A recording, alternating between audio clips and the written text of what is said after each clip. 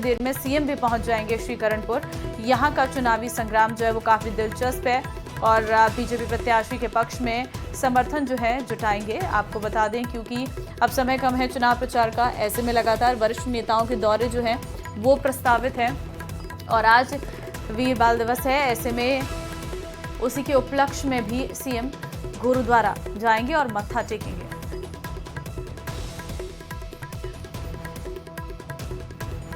श्रीकरणपुर विधानसभा चुनाव जोरों पर प्रचार अभियान। सचिन पायलट 27 दिसंबर को करेंगे जनसभा। कांग्रेस प्रत्याशी रुपिंदर सिंह कुन्नर के समर्थन में ये सभा रहने वाली है, तो प्रचार प्रसार जो है जोरों पर है। सचिन पायलट की भी एक जनसभा रहेगी 27 दिसंबर को, ये जनसभा सचिन पायलट करेंगे। कल सचिन पायलट जो है श्रीकरणपुर विधानसभा में चुनाव प्रचार को धार देते हुए नजर आएंगे। तो भारतीय जनता पार्टी और कांग्रेस दोनों ही प्रचार प्रसार में लगातार जुटी हुई है। श्रीकरणपुर विधानसभा चुनाव का रण काफी दिलचस्प होता हुआ नजर आ रहा है। सभी दलों ने अपनी पूरी ताकत जो है झोंकी हुई है चुनाव प्रचार के दौरान। आज सीएम भजनलाल श्रीकरणपुर पहुंच रहे हैं, तैयारियां की गई हैं। श्रीकरणपुर के चुनावी मुद्दे भी आपको बता रहे हैं। सिंचाई पानी की उपलब्धता, गन्ने की एमएसपी पंजाब के बराबर हो, पाक बॉर्डर पर तस्करी पर रोकना और नशे के कारोबार पर लगाम लगाना, केमिकल युक्त पानी की रोकथाम। तो ये कुछ मुद्दे हैं जो श्रीकरणपुर के मुद्दे हैं और नशे के कारोबार पर लगाम लगाना ये मुद्दे हैं जिनको लेकर इस बार वोट जो है जनता सरकार को देगी। केमिकल युक्त पानी की रोकथाम और इन्हीं मुद्दों के बिहार पर इस बार जो सरकार बनाने का दावा जो है वो दोनों ही पार्टी करते हुए नजर आ रहे हैं। संवाददाता अशोक इस वक्त हमारे साथ है। अशोक, देखिए श्रीकरणपुर का संग्राम काफी दिलचस्प होता हुआ नजर आ रहा है। आज मुख्यमंत्री पहुंच रहे हैं, क्या अपडेट है फिलहाल?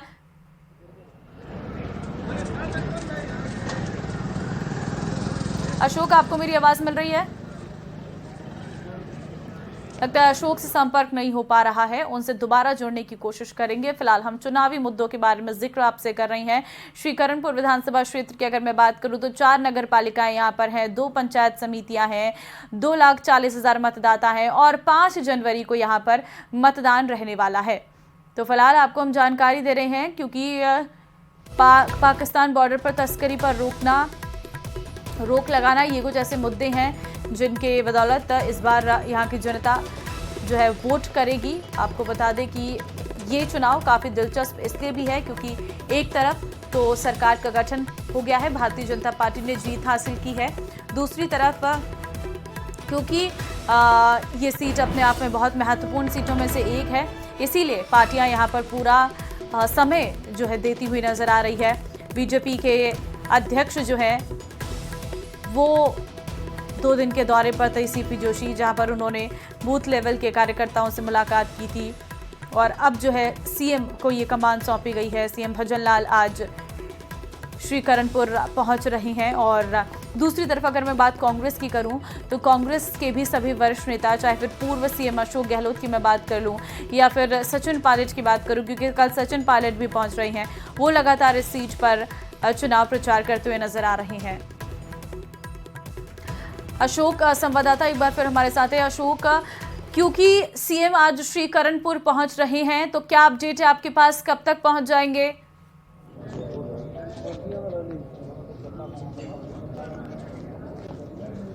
अशोक, आवाज मिल रही है आपको? हाँ बिल्कुल, देखिए ममता, मुझे आपकी आवाज मिल रही है और इस समय हम श्री गंगानगर जिले की श्रीकरणपुर विधानसभा के सिंह सभा गुरुद्वारे पर मौजूद है, जहां कुछ देर ही बाद मुख्यमंत्री भजनलाल शर्मा पहुंचेंगे और आज चूंकि भाजपा के प्रधानमंत्री नरेंद्र मोदी के द्वारा वीर बाल दिवस मनाने की जो घोषणा की गई है, उसी के तहत 4 शहीदजादों की शहादत को नमन करने के लिए राजस्थान के मुख्यमंत्री भजनलाल शर्मा सिंह सभा गुरुद्वारा पहुंचेंगे। अभी हम आप सिंह सभा गुरुद्वारे पर ही मौजूद है और मैं आपको यहाँ की तस्वीरें दिखाऊं तो आप ये देखिए, सिंह सभा गुरुद्वारे पर मुख्यमंत्री के आगमन को लेकर सभी व्यवस्थाएं माकूल की जा रही हैं। चूंकि इस समय कुछ ही देर बाद मुख्यमंत्री भजनलाल शर्मा गंगानगर के श्रीकरणपुर के सिंह सभा गुरुद्वारा पहुंचेंगे और यहां पहुंचकर अपनी गुरुद्वारे में मत्था टेकेंगे और अरदास करेंगे। चूंकि करणपुर विधानसभा सीट को लेकर भाजपा के प्रत्याशी है सुरेंद्रपाल सिंह टीटी, उनके समर्थन में जनसभा भी करेंगे और जनसभा करने से पहले चूंकि यहाँ गुरुद्वारे में मत्था टेकेंगे और मत्था टेकने के बाद वो यहाँ से सभा स्थल तक रोड शो का भी करेंगे। जी ममता। बिल्कुल, हम यहाँ पर कार्यकर्ता भी पहुंचे हुए हैं, उनसे भी जरा बात करिएगा अशोक, और जानिएगा कि कितना उत्साह उनके उसमें है, क्योंकि भारतीय जनता पार्टी ने भले यहाँ पर सरकार बना ली है, सीएम पहली बार चुनावी प्रचार करने आए हैं। बिल्कुल, देखिए राजस्थान में भारतीय जनता पार्टी की सरकार बनने के बाद में और मुख्यमंत्री भजन लाल शर्मा के द्वारा शपथ लिए जाने के बाद से ही ये मुख्यमंत्री भजन लाल शर्मा का पहला दौरा है। तो पहले दौरे को देखते हुए यहाँ के भाजपा कार्यकर्ताओं में खासा उत्साह है और हम कुछ कार्यकर्ताओं से भी बात करने का प्रयास करेंगे। मुख्यमंत्री जी आज आपके यहाँ क्षेत्र में पहुंच रहे हैं, कितना खुश हैं आप, कितना उत्साहित हैं? बहुत ज्यादा उत्साहित हैं और क्षेत्र में एक खुशी का माहौल है और सीएम साहब आ रहे हैं तो ये मान लो टीटी साहब की फतेह है। टीटी साहब 101% जीत कर विधानसभा में जाएंगे, क्योंकि कर्णपुर जो है हमेशा सत्ता के साथ चला है और अब तो पका पकाया कर्णपुर को मिल गया है। अब तो टीटी साहब को जीतना है, विधानसभा में जाना और मंत्री बन के आना है। बिल्कुल, देखिए चूंकि राजस्थान में भाजपा की सरकार बन चुकी है तो ऐसे में भाजपा कार्यकर्ता काफी उत्साहित नजर आ रहे हैं। हम कुछ और लोगों से भी बात करने का प्रयास करेंगे। गुरुद्वारे में पहुंच रहे हैं और सीएम साहब यहाँ पर मत्था टेककर जी साहिबजादों की शहादत को नमन भी करेंगे। कैसे देखते हैं आप इसे? हम इसमें बहुत ही, हमें इस इलाके में खुशी की बात है कि कर्णपुर विधानसभा में और सीएम बनते ही श्री भजन लाल जी जो है यहाँ आ रहे और हमारे धार्मिक स्थल गुरुद्वारा साहब में आके आज साहिबजादों को नमन करेंगे। इससे बड़ी हमें इस इलाके में सोचेंगे कि बड़ा अच्छा माहौल है और टीटी साहब 100% जीतेंगे, क्योंकि कांग्रेस के राज में जो प्रत्याशी थे उन्होंने सिवा इस इलाके में जो है नशे के स्वा विकास कार्य न करा के नशे का ज्यादा विकास करवाए। इसीलिए लोगों में जो है ना इस बात का रोष भी है कांग्रेस के प्रति कि उन्होंने विकास न करवा के लोगों के बच्चों को जो नशा दिया और उसकी बिल्कुल ममता, देखिए न केवल विधानसभा क्षेत्र के बल्कि श्रीकरणपुर विधानसभा क्षेत्र में 4 नगर पालिकाएं हैं। चारों नगर पालिका से भाजपा के कार्यकर्ता यहां पहुंचे हैं। कुछ ही देर बाद जैसे ही मुख्यमंत्री भजन लाल शर्मा का हेलीकॉप्टर यहां लैंड करेगा वहां से गुरुद्वारा पहुंचेंगे और गुरुद्वारे में चूंकि आज वीर बाल शहीद दिवस मनाया जा रहा है तो ऐसे में वीर साहिबजादों की शहादत को नमन करने के बाद यहां से गुरुद्वारा से सभा स्थल का तकरीबन 1 से 1.5 किलोमीटर लंबा एक रोड शो का भी आयोजन किया जाएगा, जिसकी तैयारियों को लेकर यहां का स्थानीय प्रशासन और यहां के स्थानीय कार्यकर्ता जुट चुके हैं। रही बात कर्णपुर विधानसभा सीट को लेकर तो देखिए 5 जनवरी को विधानसभा चुनाव होना है, तो विधानसभा चुनावों को लेकर जिस तरह से भारतीय जनता पार्टी पुरजोर कोशिश कर रही है, पिछले 2 दिनों से हमने देखा कि भाजपा के प्रदेश अध्यक्ष सीपी जोशी श्री गंगानगर की श्रीकरणपुर विधानसभा क्षेत्र के दौरे पर रहे। यहाँ उन्होंने किसानों से संवाद किया, बूथ स्तरीय कार्यकर्ता सम्मेलन में उन्होंने कार्यकर्ताओं को जीत का मंत्र दिया। तो ऐसे में भाजपा कार्यकर्ता इस चीज को लेकर भी काफी उत्साहित नजर आ रहा है, क्योंकि राजस्थान में विधानसभा चुनाव हो चुके हैं, राजस्थान में भाजपा की सरकार बन चुकी है। तो ऐसे में भाजपा के कार्यकर्ताओं को उम्मीद है कि कहीं न कहीं श्रीकरणपुर विधानसभा के लगभग 2,41,000 मतदाता भाजपा प्रत्याशी सुरेंद्रपाल सिंह टीटी को वोट करेंगे और वोट करने के बाद उन्हें विधानसभा पहुंचेंगे। हालांकि करणपुर विधानसभा सीट पर कांग्रेस भी पुरजोर तरीके से कोशिश कर रही है इस सीट को जीतने के लिए, क्योंकि दिवंगत विधायक गुरमीत सिंह बिल्कुल अशोक, वो हम तस्वीरों में भी देख रहे हैं कि काफी उत्साह जो है वो कार्यकर्ताओं में है। आपसे लगातार अपडेट लेते रहेंगे। फिलहाल आपका बहुत धन्यवाद तमाम जानकारी देने के लिए। और इस बीच एक बड़ी खबर निकलकर सामने आ रही है, उससे आपको रूबरू करवाएंगे। जयपुर से ये बड़ी खबर सामने आई है। मंत्रिमंडल विस्तार से पहले एक अहम मुलाकात, राज्यपाल कलराज मिश्र से मिले स्पीकर देवनानी। राज्यपाल कलराज मिश्र से स्पीकर देवनानी की मुलाकात काफी अहम है। मंत्रिमंडल विस्तार से पहले दोनों की मुलाकात काफी अहम मानी जा रही। विधानसभा अध्यक्ष वासुदेव देवनानी ने मुलाकात की है, जिसकी तस्वीर भी हम आपको दिखा रहे हैं। राजभवन के अंदर की ये तस्वीर है और इस दौरान वासुदेव देवनानी की तरफ से कुछ पुस्तकें जो हैं वो राज्यपाल को भेंट की गई है। दोनों नेताओं के बीच की ये मुलाकात जो है वो काफ़ी अहम मानी जा रही है और राजभवन में दोनों के बीच शिष्टाचार भेंट की है। 19 जनवरी से शुरू होगा विधानसभा सत्र।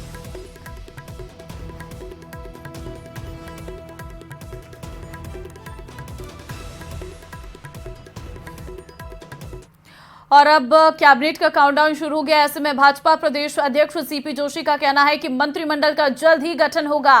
प्रदेश सरकार का पूरा जोर राजस्थान के विकास पर रहेगा और इसके साथ ही उन्होंने दावा किया है कि भाजपा प्रदेश की 25 सीटों के साथ ही लोकसभा चुनाव में भाजपा 400 सीटें जीतेगी, तो ये साफ तौर पर सीपी जोशी की तरफ से कहा गया है। विकसित शिक्षित राजस्थान बनाने की ओर प्रदेश है और भजनलाल सरकार के मंत्रिमंडल की भी जल्द घोषणा हो जाएगी, ये साफ तौर पर सीपी जोशी का कहना है। और उन्होंने ये बात की जानकारी दी है कि जल्द ही ऐलान हो जाएगा। इससे साफ है कि आज या कल में ये बात सामने आ जाएगी कि आखिर कितने मंत्री जो हैं वो शपथ लेने वाले हैं और कौन कौन किस किस को कौन सा विभाग दिया जाएगा। तो ये बड़ी जानकारी जो है वो सामने आई है। 2024 में 400 सीटें भारतीय जनता पार्टी जीतेगी ओवरऑल, ये साफ तौर पर सीपी जोशी का कहना है। बीजेपी के प्रदेश अध्यक्ष सीपी जोशी हमारे साथ मौजूद हैं। सीपी साहब, कर्णपुर दौरे से लौटे हैं आप, किस तरह का चुनाव प्रचार चल रहा है, कितनी उम्मीद है वहां से आपको? देखिए, राजस्थान की जनता ने मोदी जी की गारंटी पर विश्वास किया, भाजपा पर विश्वास किया है। यहाँ भाजपा की सरकार बनी है और करणपुर में भी कमल खिलेगा, ये निश्चित रूप से कह सकते हैं। कांग्रेस कह रही कि सहानुभूति की लहर का फायदा उससे मिलेगा, तो आपको लगता है सहानुभूति का कार्ड उनका फेल हो जाएगा? कांग्रेस को अपना 5 साल का रिपोर्ट कार्ड भी तो जनता देख रही है, तो इसलिए लोग विकास के साथ जाना चाहते हैं। निश्चित रूप से वहां भारतीय जनता पार्टी जीतेगी। मंत्रिमंडल का गठन कब होने जा रहा है? शीघ्र ही आप लोगों को इसके लिए सूचना दी जाएगी। कितने मंत्री बनेंगे? इसकी भी जानकारी बहुत जल्दी मिलेगी। फिर भी क्या लगता है किस तरह के चेहरे होंगे, किस तरह का मिश्रण देखने को मिलेगा? देखिए, सारी जानकारी आती ही निश्चित रूप से आपके साथ साझा करेंगे। क्या कल होने की संभावना लग रही है? आज ही बताएंगे इसके बारे में आपको। आज ही बताएंगे। Thank you. लोकसभा के चुनाव की तैयारियां भी चल रही हैं, साथ में पार्टी ने कार्यक्रम हाथ में ले लिए, तो आपको क्या लग रहा है किस तरह की तैयारी? पूरी 25 की 25 तीसरी बार हैट्रिक की और बीजेपी? देखिए, देश की जनता ने विश्वास है मोदी जी के ऊपर, उनके कालखंड के ऊपर। उन्होंने जो कल्याणकारी काम किए हैं और जो कहा है वो वादा निभाया है, तो निश्चित रूप से देश की जनता 14 में 282 सीटें दी थी, 19 में 330 सीटें आई और अब की बार 400 पार होगी। कैबिनेट को लेकर के जनता बहुत उत्साहित है, किस तरह का सरप्राइज देने वाले हैं? हर बार आप चौंकाते हैं, मोदी जी चौंकाते हैं, इस बार क्या चीजें नहीं देखने को मिल सकती है? देखिए, ये तो मैं कह सकता हूं कि माननीय मुख्यमंत्री भजनलाल जी और दोनों उप मुख्यमंत्री सरकार के गठन के बाद से ही एक विकसित राजस्थान, गतिशील राजस्थान, प्रगतिशील राजस्थान, इस ध्येय को लेकर जो संकल्प पत्र जनता के सामने रखा है उस ओर वो बढ़ चले हैं। इस दिशा में काम हो रहा है और जल्दी ही मंत्रिमंडल के गठन के बाद और काम में तीव्रता आएगी। कल आपने श्रीगंगानगर में इंडिकेशन दिया कि आकार छोटा होगा, तो लगता क्या है? कई लोग जो हैं, कई विधायक जो अपने आप को मानते हैं कि इतना काम किया, इस बार मौका मिल जाएगा, तो उनको और ज्यादा काम करने की जरूरत पड़ेगी, आपको लगता है? ये तो आकार छोटा बड़ा आप कर देते हो, मेरा तो यही कहना है कि जल्दी ही मंत्रिमंडल का गठन होगा। जिस तरह से मध्य प्रदेश में देखने को चीजें मिली, क्या उसी तरह का फॉर्मूला राजस्थान में भी लागू होगा या कुछ चीजें अलग दिखेंगी यहाँ पर? ये तो पूरा तय होने के बाद ही आपको बता पाएंगे। लेकिन ये तय माने कि कल मंत्रिमंडल का गठन होने जा रहा है, ये भी शीघ्र आपको बता देंगे। ये थे बीजेपी के प्रदेश अध्यक्ष सीपी जोशी, जो पत्ते नहीं खोल रहे हैं लेकिन इशारा जरूर कर रहे हैं कि जल्द मंत्रिमंडल का गठन होने जा रहा है। कैमरा